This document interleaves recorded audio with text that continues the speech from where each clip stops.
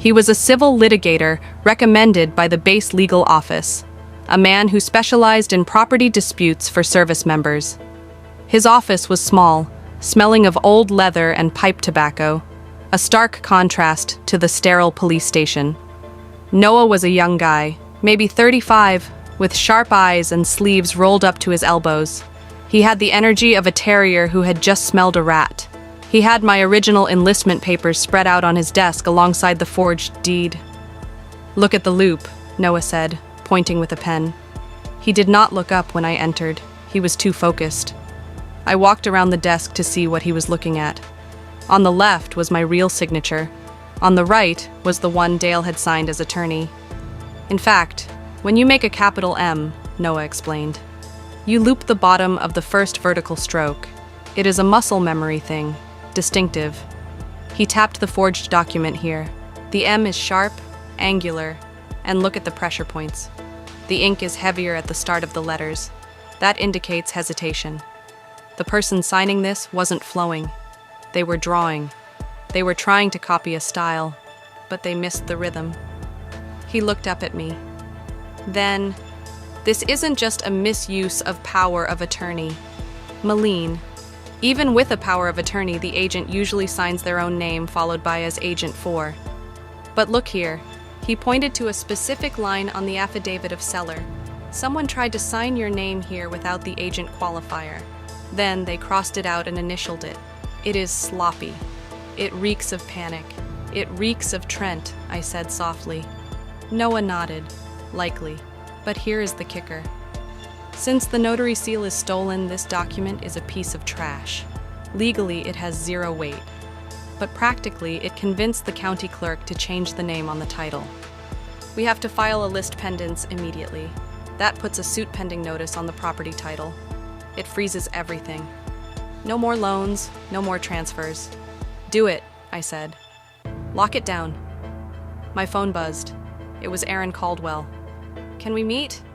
"Miles is freaking out. I met them at a diner on the edge of town." Aaron looked like she hadn't slept in 3 days. Her husband Miles was a quiet man with the calloused hands of a mechanic.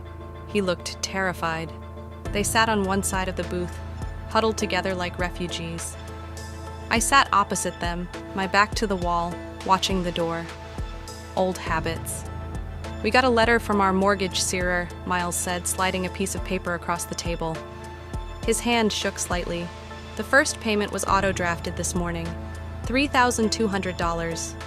He looked at me, his eyes pleading. "Ms. Lee, if we don't own this house, we are paying a mortgage on nothing. We emptied our savings for the down payment. If this sale is voided, the bank is going to come after us for the full loan amount immediately because the collateral of the house wasn't valid. We will be bankrupt." Aaron gripped his arm. "We heard you are working with the police." Graham isn't answering his phone. His email bounced back this morning. I took a sip of my black coffee. It was bitter, but it cleared my head. Graham is gone. I told them the police went to his office. It is empty. The address was a Dropbox. He has gone to ground. Aaron put her head in her hands. "Oh my God, we are going to lose everything." "No, you are not," I said. They both looked up. "I have a plan." I continued. "I call it the two-pronged approach." I leaned in. "Prong 1. You two are the victims of title fraud.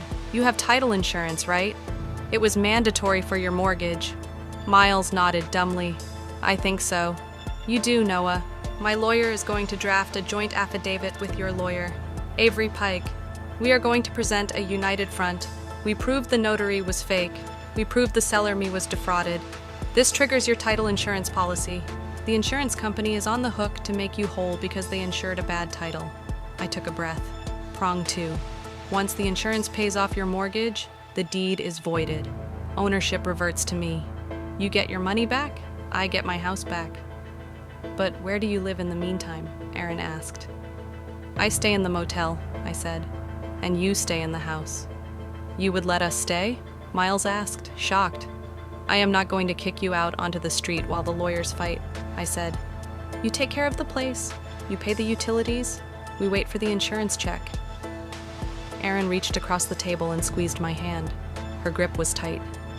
"Thank you. Do not thank me yet, I said, pulling my hand back gently. We still have to catch the people who did this.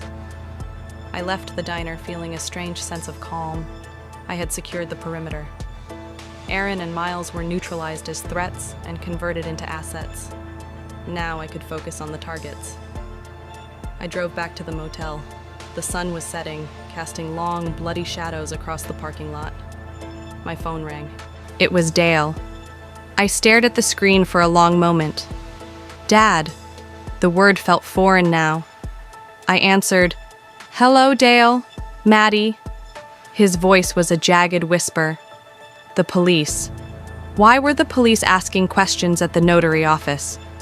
Why did Mrs. Gable call me saying a detective was asking about my bank accounts? Because you committed a crime, Dad. I said it was not a crime, he shouted, his voice cracking. It was a necessity. Trent was in trouble. Real trouble.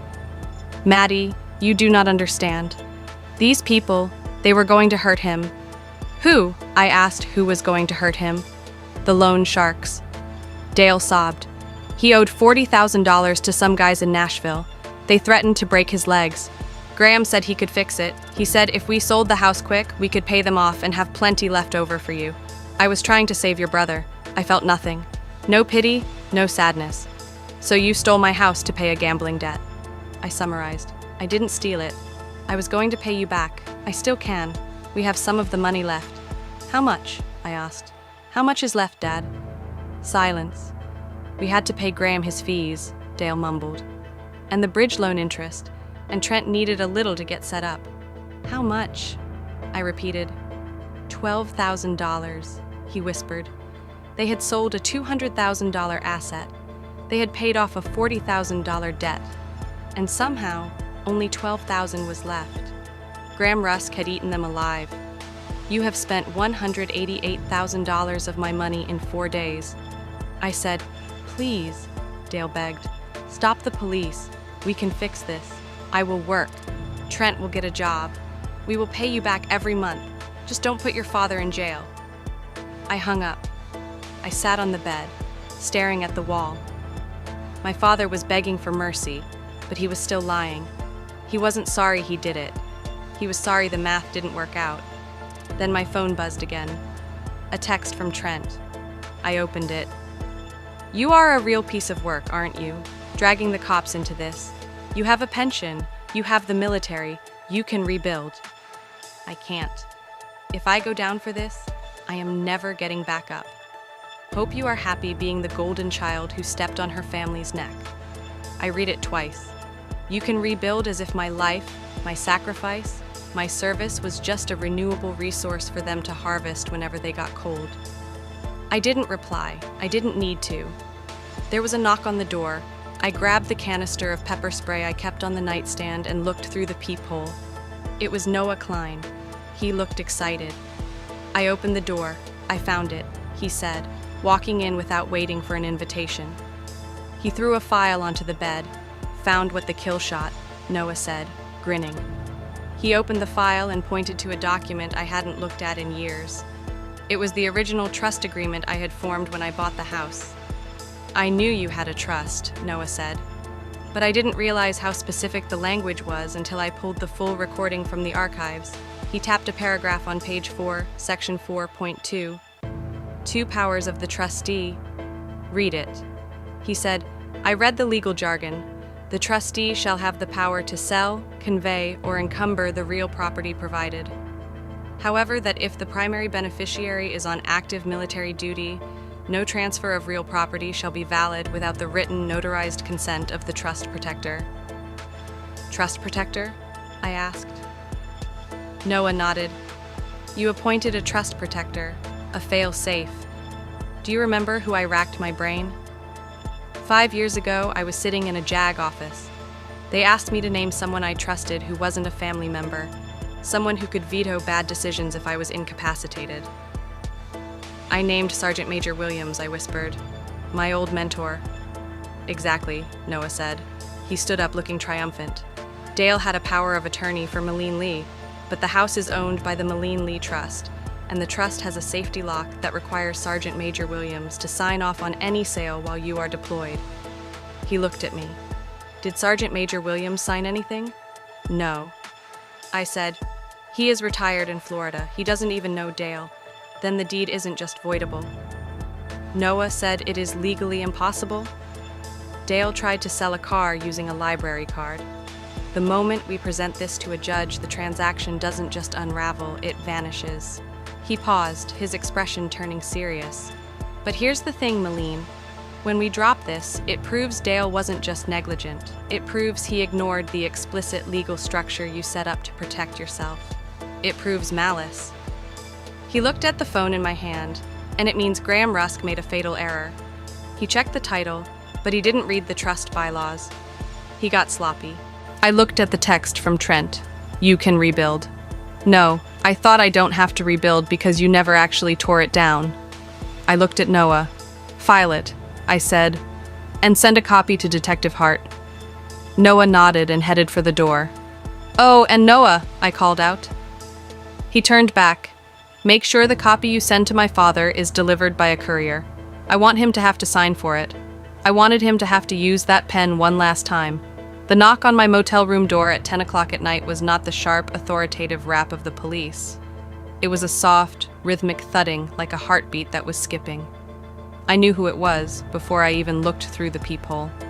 I opened the door, leaving the security chain engaged. Trent stood in the harsh yellow glow of the hallway lights. He looked like a ghost of the brother I remembered. His eyes were sunken, rimmed with dark purple bruises of exhaustion. He was wearing the same clothes he had worn on the porch 2 days ago, but now the shirt was stained and untucked. Maddie, he whispered, leaning his forehead against the doorframe. Please open up. I stared at him through the 3-inch gap.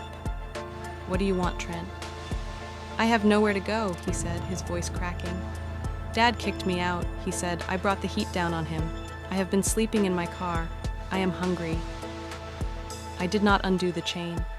I had seen this movie before. I had seen it when he was 19 and crashed Dale's truck. I had seen it when he was 22 and stole my credit card. It was the penitent Trent phase of the cycle. I am sorry, Maddie, he continued. Seeing my hesitation, I messed up. I know I messed up, but I am done. I am done with the gambling. I am done with the schemes. I just need a place to crash for a couple of months.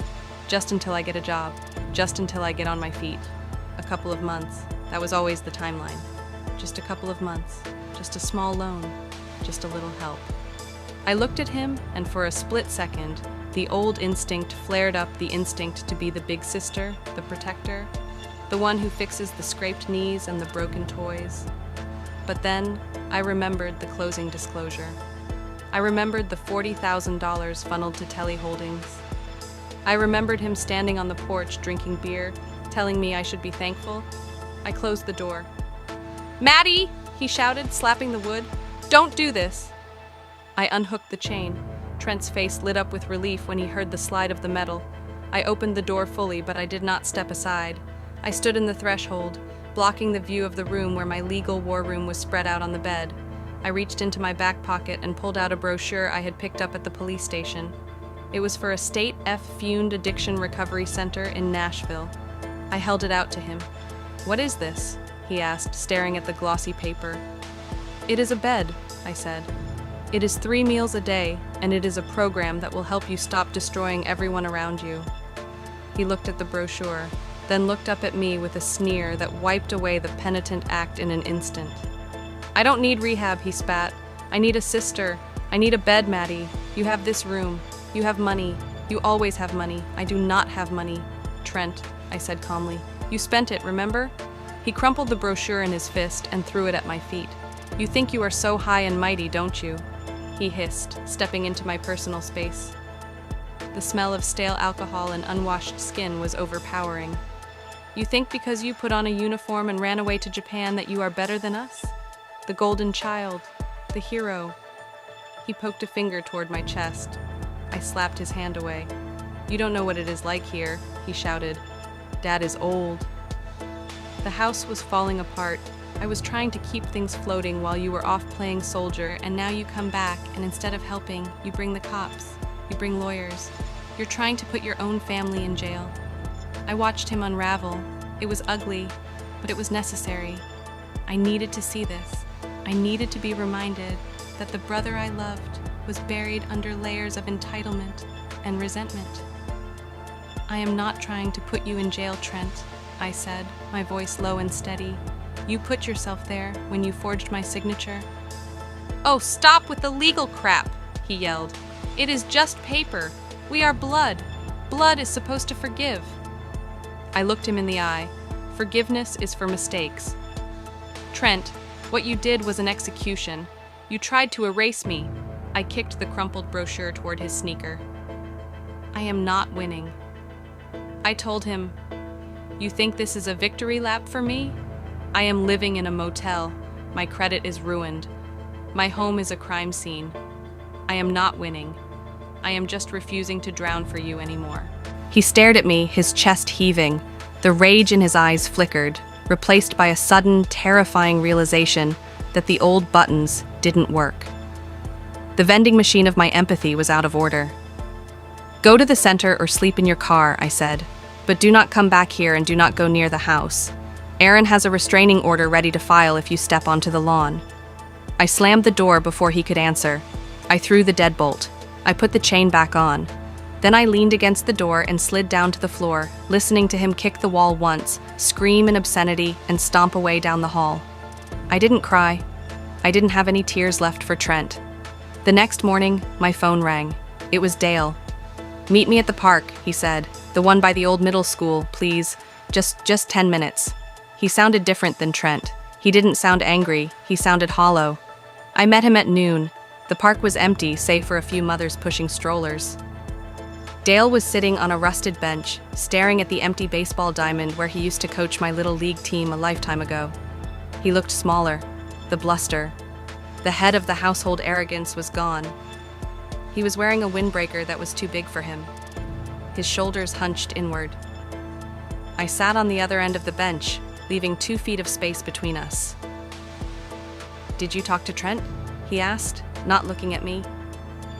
"He came by last night," I said. "I gave him the number for the recovery center." Dale nodded slowly. "He won't go. He never goes." We sat in silence for a long time, watching the wind blow dead leaves across the infield dirt. "I lied to you," Dale said softly. "I know," I said. "You lied about everything." "No, I mean I lied about why." He turned to look at me. His eyes were red-rimmed and watery. It wasn't just Trent's debt. "Maddie," I frowned. "What do you mean I owed money too?" he confessed, the words tumbling out in a rush. "The pension. It hasn't been enough for years. The inflation. The medical bills for my back. I started using those credit cards you told me to cut up. I maxed them out. Then I took out a payday loan to pay the minimums. Then another." He looked down at his hands, watching his fingers intertwine. I was drowning. Maddie, just like him. And then Graham Rusk showed up. He was a friend of Trent's. He sat at the kitchen table and he made it sound so easy. He said the market was hot. He said we could sell the house, pay off Trent's sharks, pay off my loans, and still have enough to put a down payment on a condo for me and keep the rest for you. He looked at me with a desperate earnestness. He promised he could turn it around in a week. He said you wouldn't even mind because we were saving the family.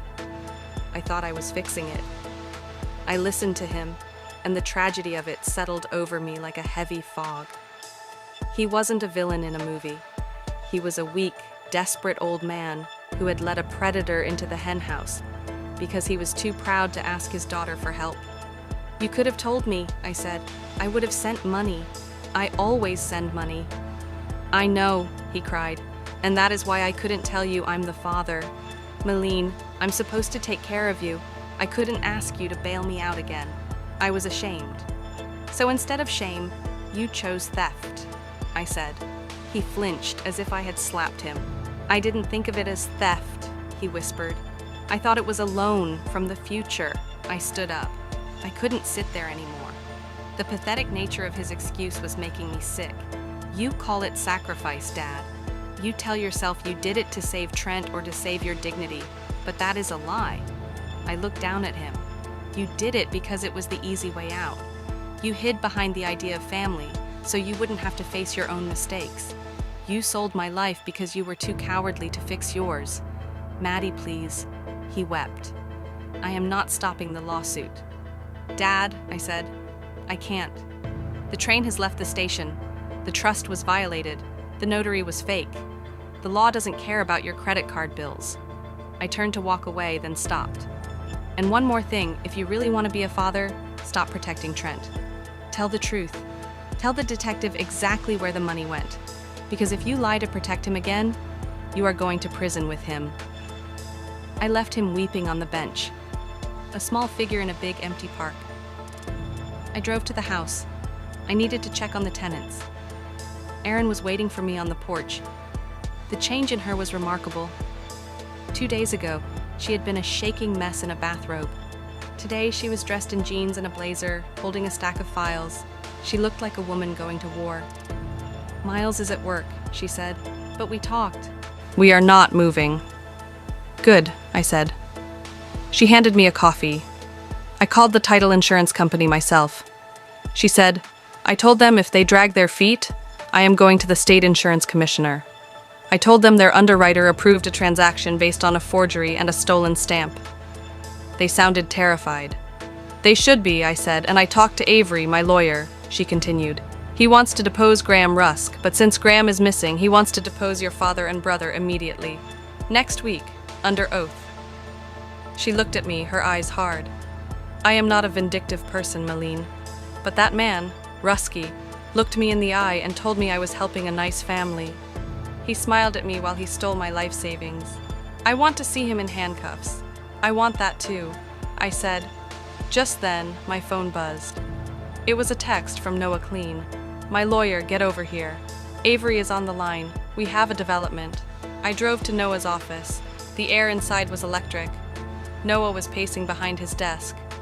Avery Pike, a silver-haired man with the presence of a senator, was on the speakerphone. "Malene." Avery's voice filled the room. "We have gone over the trust documents and the notary evidence. It is a slam dunk for the civil side. The judge will likely grant a summary judgment to void the deed based on the trust protector clause alone." I let out a breath. "So, I get the house back." "Yes," Avery said, "but the criminal side, that is trickier to get a fraud conviction, specifically against Rusk and the organization behind him. We need to prove conspiracy. We need to prove your father and brother weren't just dupes, but active participants who knew the notary was fake." Or Noah interrupted. "We need them to flip on Rusk. We need them to testify that Rusk engineered the fake notary. But if they testify, they implicate themselves," I said. "Exactly," Avery said. "It is the prisoner's dilemma. If they stay silent, they go down for the forgery. If they talk, they might get a deal, but they admit to the fraud."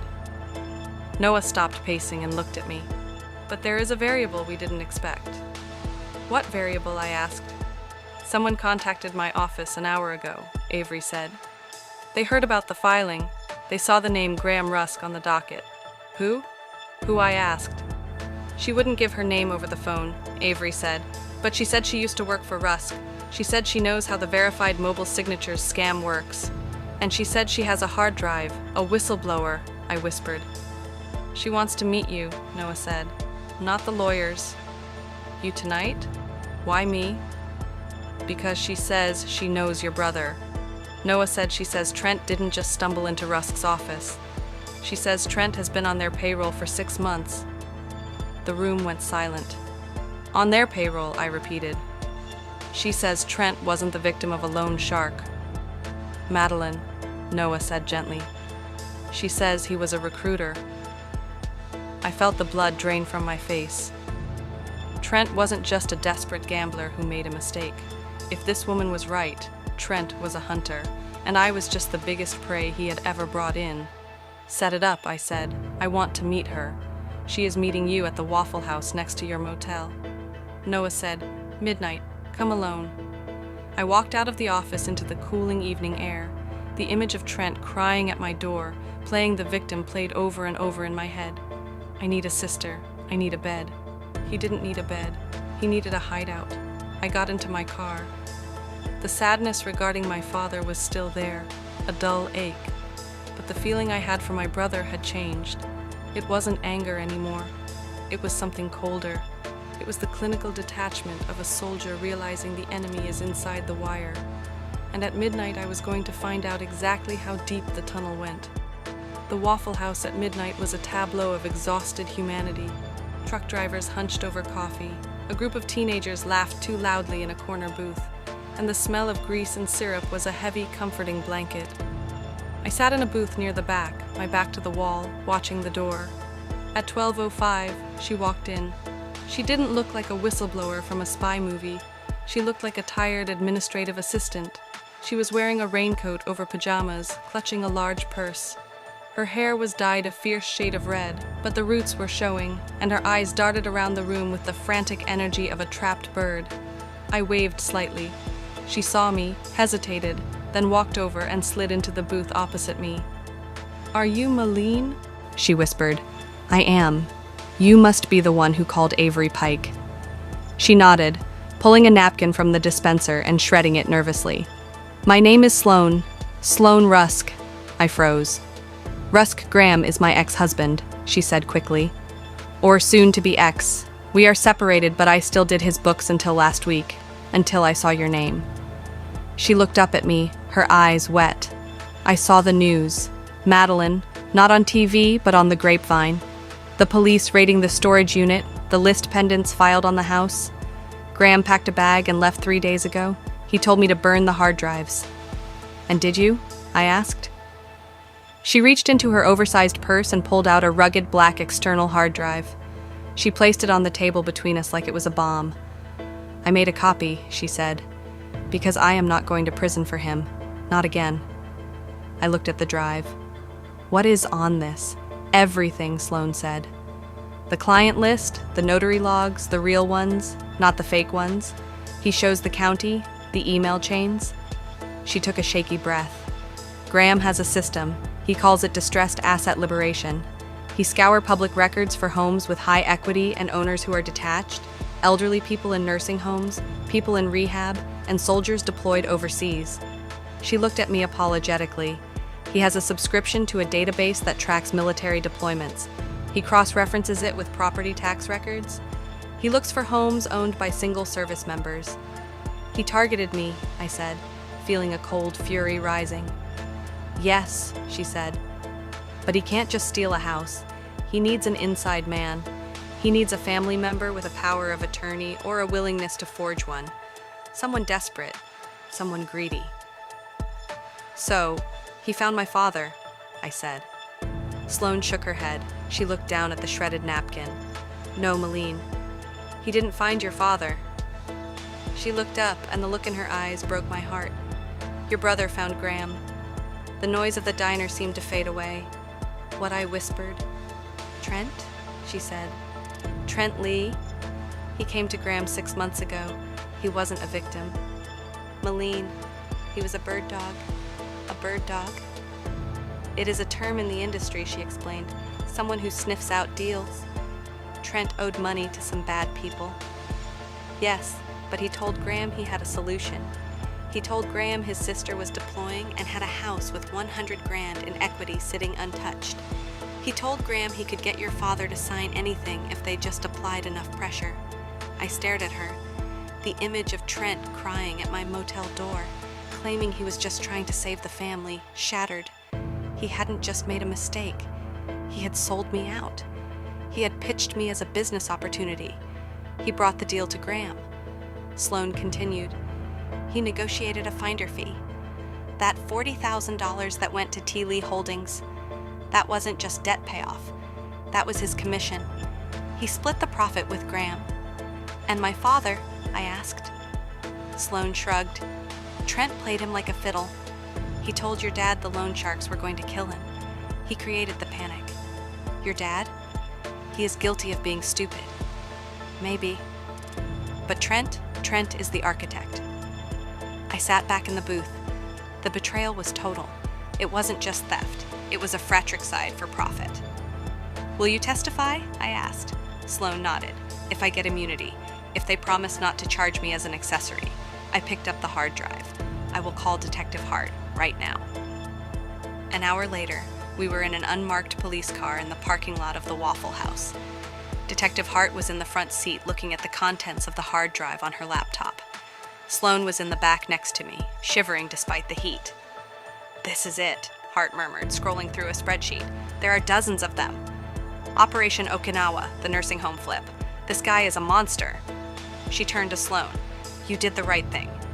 Mrs. Rusk, we are going to put you in a hotel tonight. Secure location. Tomorrow, the DA is going to want to talk to you." Hart looked at me. "And you, Malene, this changes everything. It is not just fraud anymore. It is a RICO case, racketeering, conspiracy. Your brother is looking at 10 to 15 years minimum." I nodded. I felt numb. Do what you have to do. The next few days were a blur of legal preparation. I sat in Noah Klein's office, drafting my affidavit. I had to detail every interaction, every phone call, every lie. I had to explain the trust structure, the trust protector clause that Sergeant Major Williams had unknowingly enforced by simply existing. Aaron and Miles came in to give their statements. They looked stronger now. They described how Graham had bullied them, how he had dismissed their request for a lawyer as insulting to the family.